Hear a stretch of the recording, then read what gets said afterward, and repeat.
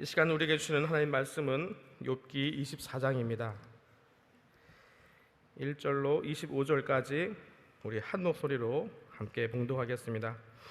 어찌하여 전능자가 시기를 정하지 아니하셨는고, 어찌하여 그를 아는 자들이 그의 날을 보지 못하는고, 어떤 사람은 지게표를 옮기며 양떼를 빼앗아 기르며 구와의 나귀를 몰아가며 과부의 소를 볼모잡으며 빈궁한 자를 길에서 몰아내나니, 세상에 가난한 자가 다 스스로 숨는구나.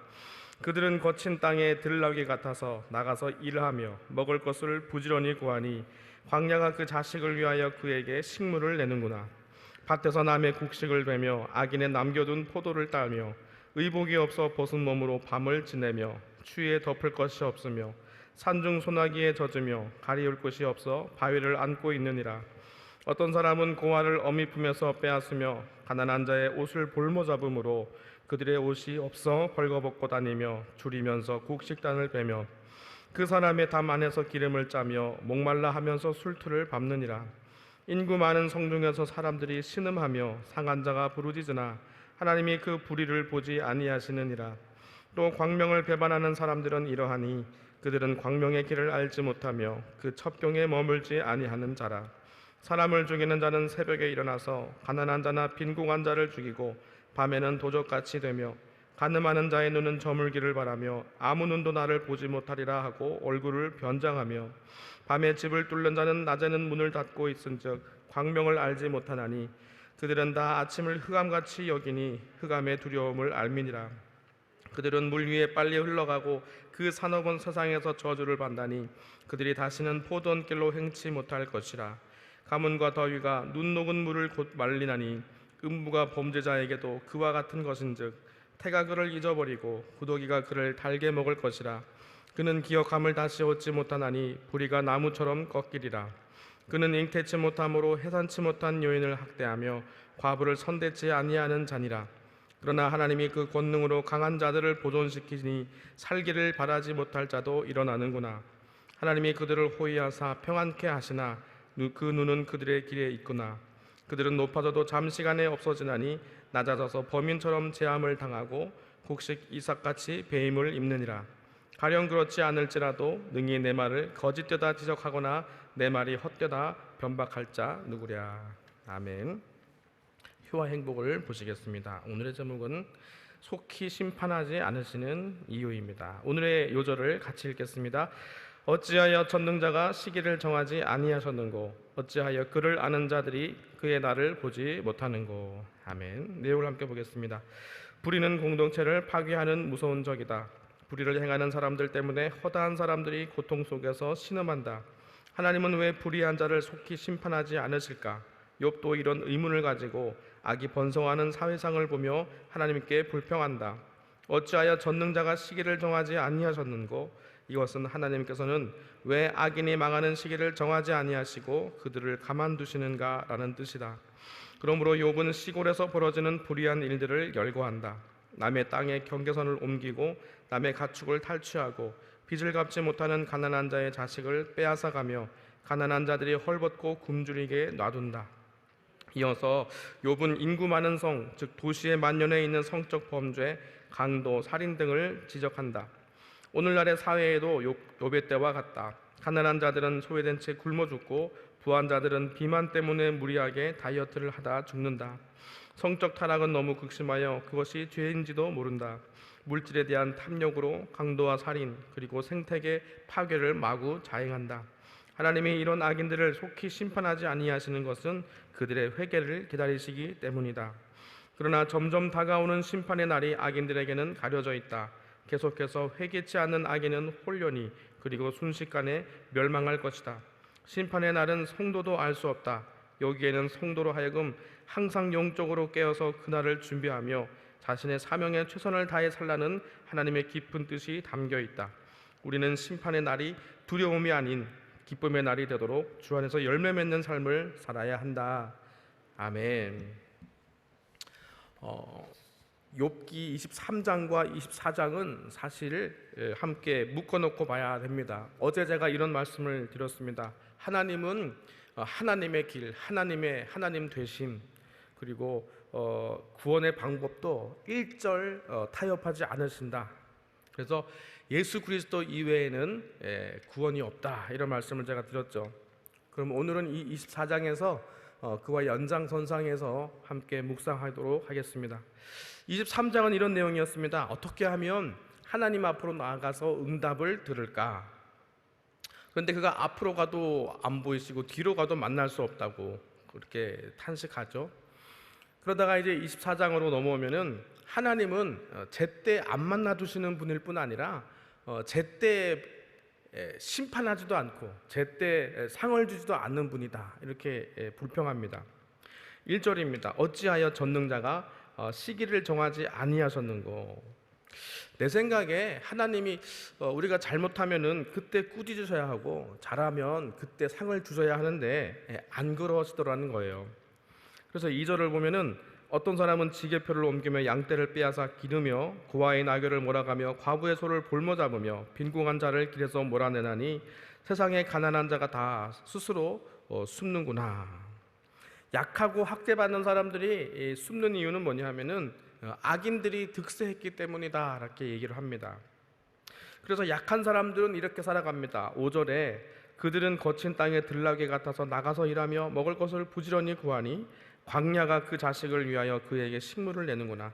밭이, 논이 그들에게 식물을 제공하는 것이 아니라 광야가 제공한다라고 이렇게 얘기를 하죠. 그래서 그들이 남의 곡식에서, 남의 밭에서 밭을 곡식을 베고 악인의 남겨둔 포도를 따며, 이렇게 되어 있습니다. 그리고 이들은 의복이 없어서요, 추위에 떨면서 밤을 지나고 소나기가 와도요 바위를 그냥 안고 있다, 이렇게 얘기를 합니다. 다 이렇게 된 이유는 뭐냐면은 악인들이 제때 보응을 받지 않았기 때문이다, 이렇게 얘기를 하는 것입니다. 9절입니다. 어떤 사람은 고아를 어미 품에서 빼앗으며 가난한 자의 옷을 볼모 잡음으로 그들의 옷이 없어 벌거벗고 다니며 줄이면서 곡식단을 베며 그 사람의 담 안에서 기름을 짜며 목말라 하면서 술틀을 밟느니라. 그런데도 하나님은 이들을 돌아보지 않는다고 탄식합니다.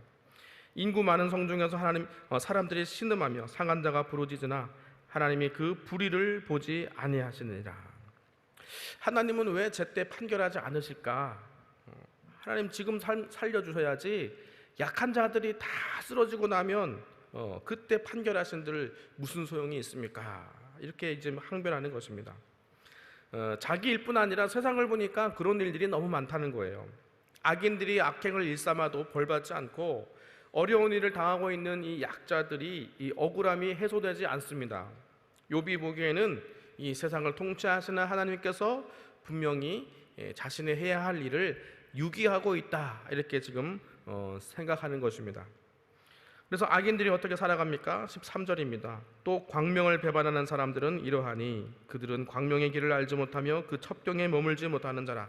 사람을 죽이는 자는 새벽에 일어나서 가난한 자나 빈궁한 자를 죽이고 밤에는 도적같이 되며 간음하는 자의 눈은 저물기를 바라며 아무 눈도 나를 보지 못하리라 하고 얼굴을 변장하며 밤에 집을 뚫는 자는 낮에는 문을 닫고 있은즉 광명을 알지 못하나니 그들은 다 아침을 흑암같이 여기니 흑암의 두려움을 알미니라.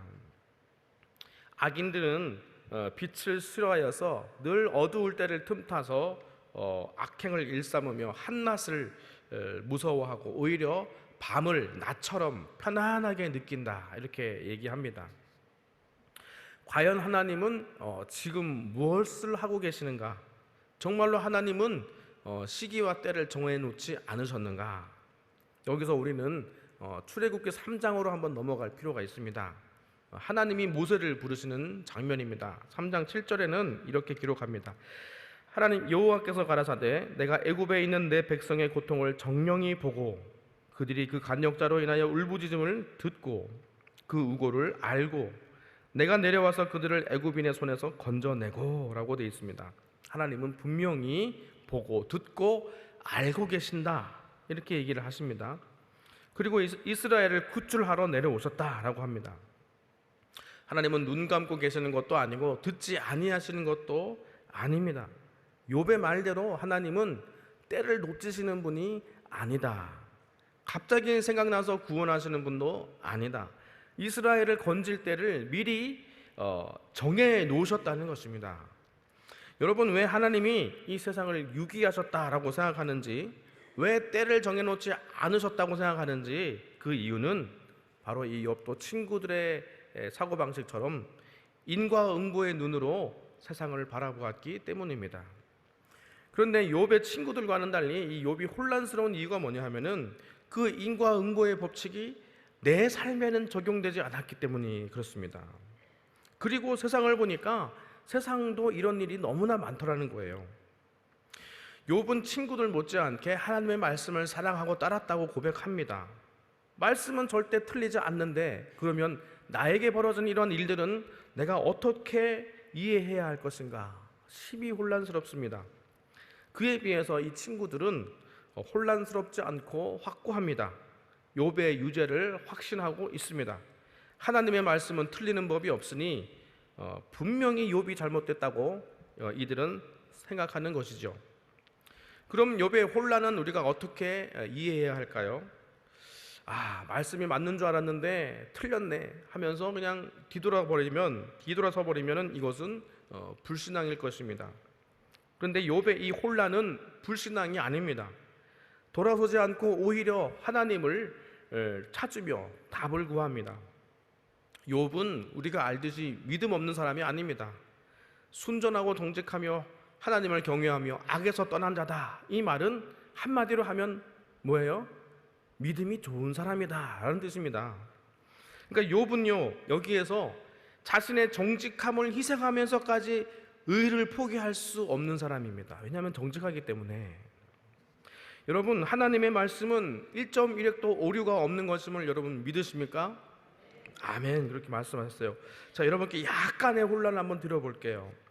구약 성경은 대부분 어떤 관점으로 쓰여졌냐 하면은 구약 성경은 신명기적 관점으로 쓰여졌습니다. 신명기적 관점이 뭐냐면은 한마디로 인과응보예요. 구약의 역사서와 예언서 아주 방대한 분량이죠. 이 방대한 분량이 모두 신명기 역사, 신명기 사관으로 쓰여졌습니다. 내가 오늘날 생명과 복과 사망과 화를 내 앞에 두었나니 너희가 택한 대로 복과 화를 받을 것이다. 이것이 성경이 제시하는 신앙 정신입니다. 욥의 세 친구의 이야기는 진리의 전부라고 할 수는 없지만 분명히 성경의 진리임에는 틀림이 없습니다. 여러분, 이 시편 103편을 보면은 성경이 줄곧 말해왔던 이 인과응보가 과감하게 깨어지는 것을 볼 수 있습니다. 자비롭고 은혜롭고 노하기를 더디하시며 인자하심이 풍부하신 하나님께서 우리의 죄를 따라서 판결하지 아니하셨다라고 고백합니다. 우리의 죄악을 따라 갚지 아니하셨다. 동이 서에서 먼 것 같이 우리의 죄가를 멀리 던지셨다. 자식을 불쌍히 여기시는 아버지처럼 우리를 대하셨다. 이것은 하나님은 인과응보를 벗어나는 분이시다라는 고백입니다. 은혜의 관점이 있죠. 이것은 신명기적 관점과는 정반대입니다. 그러면 이 서로 모순되는 이 두 가지 관점의 충돌을 어떻게 설명해야 할까요? 오늘 본문으로 보자면은 욥이 부정했던 그 하나님의 때, 시기를 정하지 않으셨다 이렇게 얘기하죠. 그 하나님의 때라는 개념이 이 긴장을 풀어줍니다. 아직은 아니지만 하나님의 때가 반드시 있다는 것이죠. 악인을 심판하시고 의인에게 상을 주실 때가 바로 지금이 아닌가? 아니다. 하나님의 때가 있다라는 것입니다.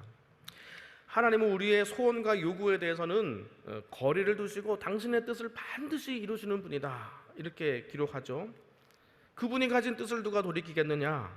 그런 면에서 인간이 가진 고통은 무엇인가 하면 이것입니다.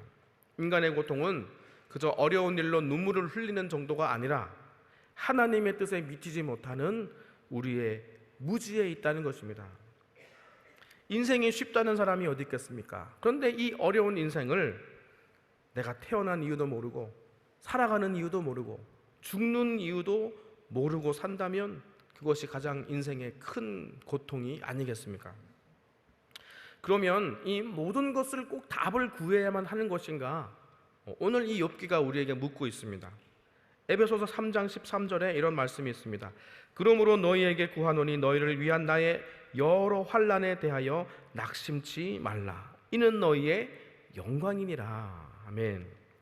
하나님의 측량할 수 없는 지혜와 능력을 너희는 보았느냐? 그렇다면 모든 것이 형통하고 모든 문제가 해결되면 좋겠지만 그게 아니라 고통이 있다는 것입니다. 그런데 그 고통이 너희의 영광이다, 이렇게 얘기를 합니다. 여러분, 하나님의 일하심에서 신비 중에 신비가 무엇입니까? 당연히 십자가지요. 주님은 죄인과 부족한 사람들을 위해서 오셨습니다. 그런데 우리는 자꾸만 살면서 부족하지 않으려고 해요. 꼭 제 말씀이 뭔가 부족한 것이 있어야 한다, 이런 말씀을 드리는 건 아니지만 우리 안에 있는 이 부족함이 예수 그리스도 안에서 무엇을 만들어내는지를 보라는 것입니다. 여러분, 이것은 신비입니다. 그런데도 우리는 무조건 이 조건과 자격으로 끊임없이 들어갑니다. 인과응보에 따라서 생각하고 움직입니다. 그래서 하나님이 일하시는 신비를 우리가 보지 못합니다. 그러나 욥기는 문제 해결과 분명한 이해를 구하는 것 넘어 하나님이 얼마나 크신 분이심을 증언하고 있습니다. 24장이 바로 그 이야기입니다. 내 억울함을 해결하는 것이 하나님이 행하시는 전부가 아니라는 것입니다. 내 억울함을 해결하시기 위해서는 하나님은 여전히 하나님이셔야 한다라는 것입니다. 내가 소원하는 답보다 훨씬 큰 답을 내시는 분이 바로 하나님이시다라는 것이죠. 여기까지 오면서 비로소 욥은 자기 자리를 찾게 되는 것입니다. 창세기 32장 야복나루의 씨름을 여러분 한번 생각해 보세요. 도대체 야곱은 그 씨름에서 무엇을 얻었습니까? 내 이름을 다시는 야곱이라 부르지 아니하고 이스라엘이라 하리라 하셨죠. 이스라엘이라는 그 나라의 이름이 되게 하셨습니다. 그 이름의 뜻이 무엇이죠? 하나님과 겨루어 이긴 자라는 뜻이죠. 그럼 야곱이 무엇으로 하나님을 이겼을까요? 늘 하나님과 평행선을 걸어왔던 야곱입니다. 늘 자신의 욕망을 따라서 살았던 그런 야곱이 하나님을 이길 수 있는 이유가 무엇이었겠습니까? 신명기 안에서는 답이 나오지 않습니다. 인과응보로는 이해할 수 없다는 거예요. 하나님이 악인을 지금 심판하지 않는 이유는 하나님이 지금 야곱을 지금까지 심판하지 않으셨던 이유와 똑같다는 겁니다. 야복나루는 신비의 자리였습니다. 왜 인과응보의 법칙 대신에 은혜가 적용되었는지, 왜 하나님이 나에게 져주시는지, 어찌하여 긍휼이 진노를 이겼는지, 왜 야곱은 선택하시고 에서는 버리셨는지, 이 모든 것이 다 신비입니다.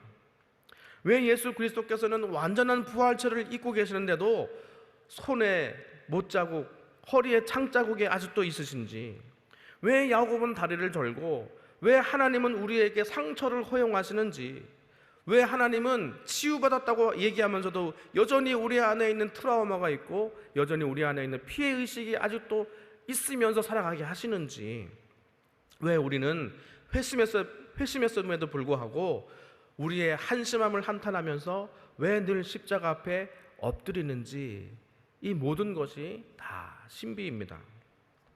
왜 때를 정하지 않느냐고 불평한 욥에게 나중에 하나님께서 나타나셔가지고 물어보시죠. 산양이 새끼 낳는 때를 아느냐? 암사슴의 새끼 낳을 기한을 네가 아느냐? 왜 동물마다 그 기한이 다른지 설명할 수 있느냐? 욥은 한마디도 대답하지 못합니다.